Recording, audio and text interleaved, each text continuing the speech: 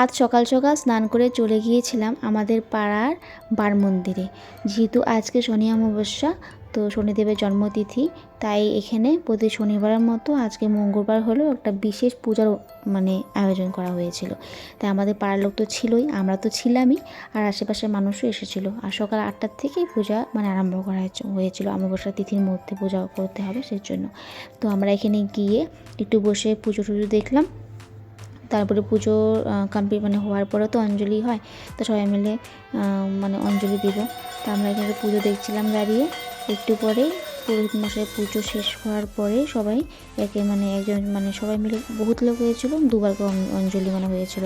প্রথমে আমরা দিয়েছিলাম, তারপরে যে বাকি ছিল ওরা দিয়েছিল। এখানে পুজো সবাই অঞ্জলি দেওয়া হওয়ার পরে এখানে কিছুক্ষণের জন্য মন্দিরের পর্দা ফেলে রাখা হয়েছিল। আমরা একটু এখানে দাঁড়িয়েই ছিলাম।